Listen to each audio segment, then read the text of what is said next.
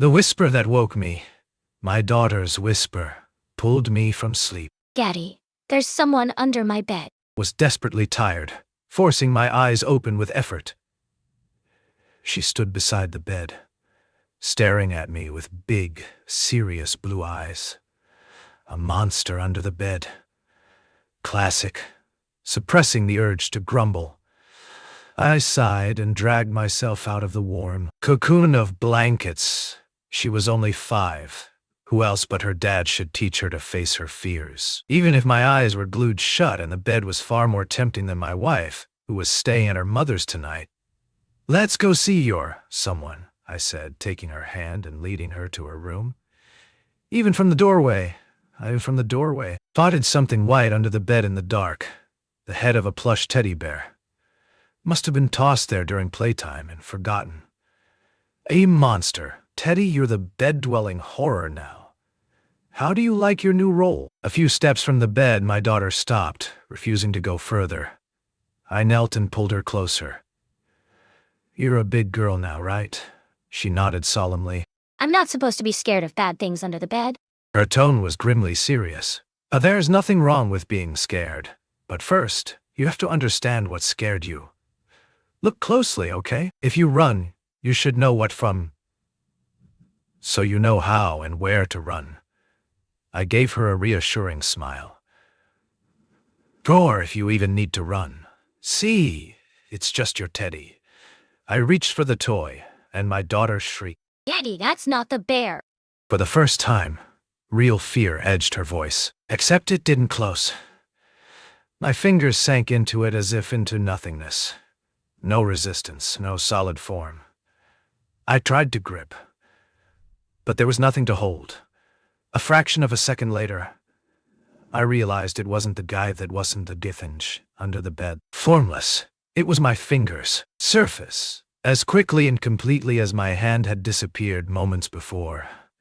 Pain bit into my arm like dull fangs, snapping me out of my daze. Clutching my daughter to my chest with my good arm, I clamped down on the wound. Squeezing the vessel shut, the bleeding slowed. Slipping on the blood-slick floor, I scrambled backward, dragging my daughter with me. She stared at the bloody stump, whispering in shock.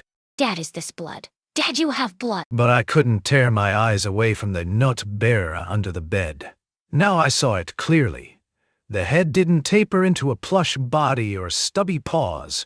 Instead, it stretched deeper beneath the bed, widening steadily. Eyes, no mouth, no nose.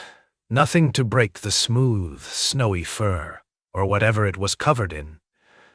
The thing that absorbed flesh and blood not like a sponge, but faster, cleaner, impossibly so. How had I not seen it from the start? Sure, I was half asleep, but this elongated thing looked nothing like a teddy bear. It was moving. When we first entered, it had been farther back. Now it slithered forward, following my blood trail, swallowing it whole. Like a vacuum, I pressed into the corner. If I jumped up now, I could bolt along the wall, dash into the hallway, then out to the stairwell, warn the neighbors, call an ambulance, let the police, the army, ghost hunters, Vanny, ghost hunters, Helsing, anyone, deal with the Inot bear. These thoughts stormed through my mind like a hurricane, but my body refused to respond. I couldn't tear my eyes away from the slow, deliberate movement of the nut bear.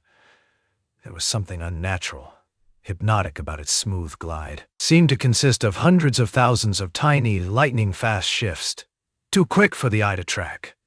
But something told me its sluggishness was deceptive, that it could move faster if it wanted to dot.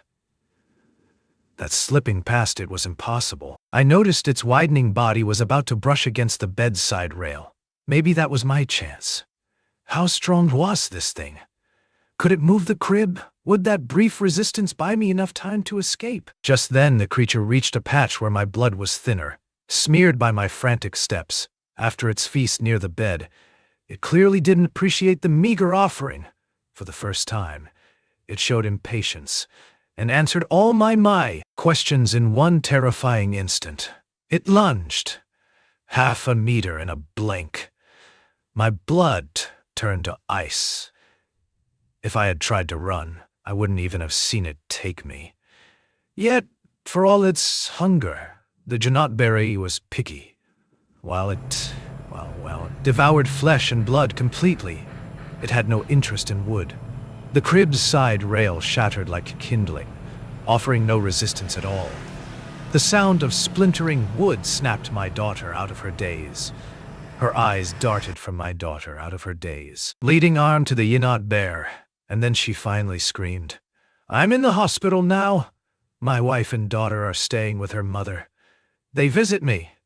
Everything seems fine, except I'm missing not just a hand, but also a leg. But at least I still have my daughter.